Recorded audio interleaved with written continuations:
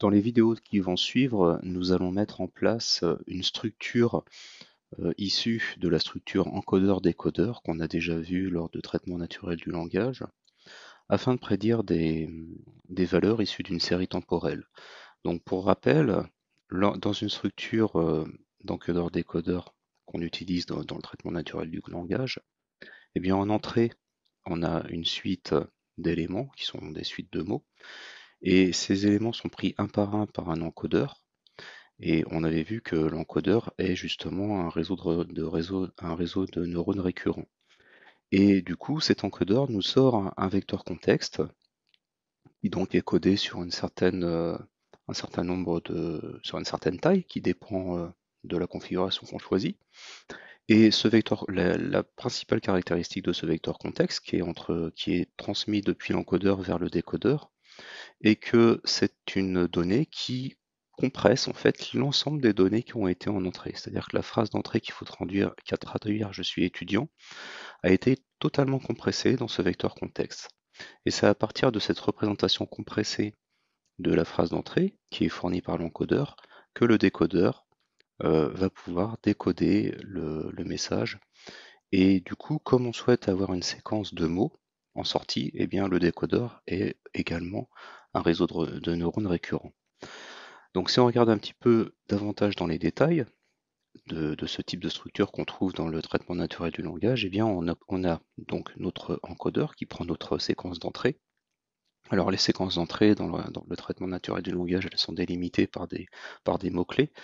Le début des séquences, généralement, on utilise le mot start, et la fin des séquences, on utilise end.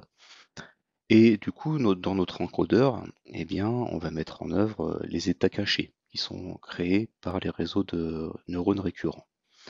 Et donc, à chaque instant, un mot va être pris en entrée, et du coup, à chaque instant, pour chaque entrée, on va créer un état caché. Et les états cachés sont passés les uns derrière les autres, créent le vecteur contexte. Donc, au dernier instant, lorsqu'on a traité toute la séquence d'entrée, l'encodeur nous fournit un vecteur contexte. Et c'est ce vecteur contexte qui contient un format compressé en fait des données d'entrée qui est transmis au décodeur. Et du coup, le rôle du décodeur, ça va être à partir de ce vecteur contexte qui a été créé, eh bien, de recréer la séquence de sortie. Si on regarde un petit peu euh, encore dans les détails, en entrée de l'encodeur, on a donc une suite de valeurs. Donc, dans le cas du traitement naturel de langage, ces valeurs sont des mots. Nous, on va travailler sur des valeurs, sur des chiffres, en fait, sur des nombres. Et donc, à la place de mettre des mots, on va mettre des nombres. Donc, par exemple, on va les appeler x1, x2, x3, x4, x5. L'encodeur, il va appliquer une fonction non linéaire sur l'ensemble de ces nombres-là. Et c'est la fonction là qui est notée hi, c'est la fonction qui est créée par l'encodeur. C'est une fonction qui dépend des entrées, xi, et des états cachés. Donc en fait, c'est une fonction générale non linéaire qui dépend des entrées et des états internes de l'encodeur. Ces différentes valeurs vont créer notre vecteur de contexte. Et le vecteur de contexte, généralement, c'est tout simplement le dernier état caché de notre réseau de récurrents. Donc là, en l'occurrence, le dernier état caché, c'est H5. Et bien, le vecteur contexte, lui, on va tout simplement prendre le dernier état caché, c'est-à-dire H5. Et puis, ce vecteur contexte est envoyé au décodeur. Le décodeur va appliquer une nouvelle formule, une fonction elle-même non linéaire pour créer les états cachés du décodeur, hein, parce que le décodeur souvent c'est un réseau de neurones récurrents également, donc il est constitué également d'états cachés. Donc dans le décodeur on les a notés petit s, et dans le codeur ils sont notés petit h. Et donc le décodeur il va nous créer un certain nombre d'états cachés, et ces états cachés, SJ, eh bien ils vont dépendre du vecteur contexte, C, qui a été transmis, des différentes sorties qui ont été créées précédemment, et des différents états cachés précédents. Donc ce décodeur va nous créer différentes sorties. Et par exemple, la sortie Y1, elle, va être calculée à partir de S1 et de C, et la sortie Y2 sera calculée à partir de S2, Y1 et de C. Et la sortie Y3 sera calculée à partir de S3, de S2, de S3, de Y2 et de C, etc., etc. Et donc, si, et du coup, l'ensemble de ces données, y1, y2, etc., voilà, elles sont calculées à partir par une nouvelle fonction, hein, qu'on appelle la fonction qui va permettre qu'on appelle le générateur. Et du coup, d'une manière générale, dans le traitement naturel du langage, avec la structure encodeur-décodeur, on a donc un encodeur ici en entrée, qui prend les séquences d'entrée X et qui nous crée les états cachés.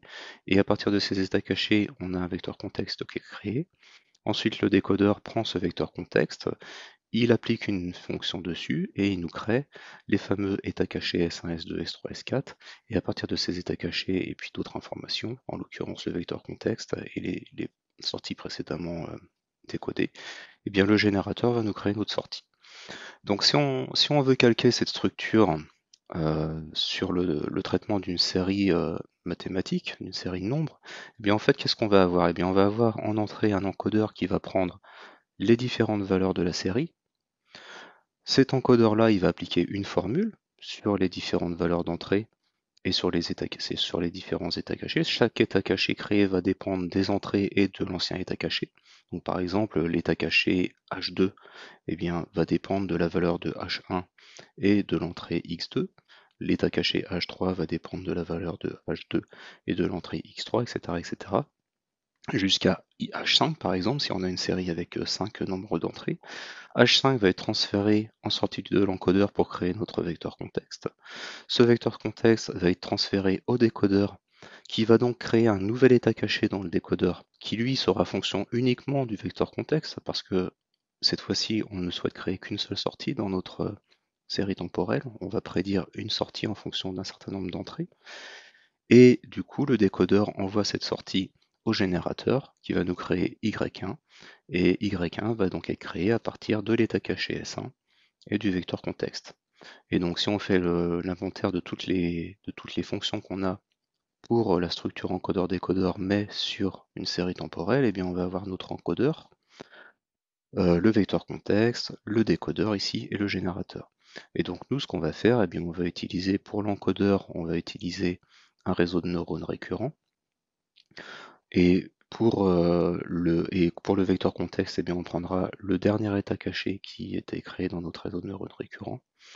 Et puis pour le décodeur, eh bien, on utilisera une couche dense qui, qui aura un certain nombre de neurones qui correspondra au nombre à la dimension du vecteur caché. Et puis au niveau du générateur, eh bien, on utilisera également une nouvelle couche dense à un neurone qui nous sortira une valeur numérique. Voilà, et on rajoutera des fonctions d'activation dans le décodeur également parce qu'il faut utiliser une fonction non linéaire ici.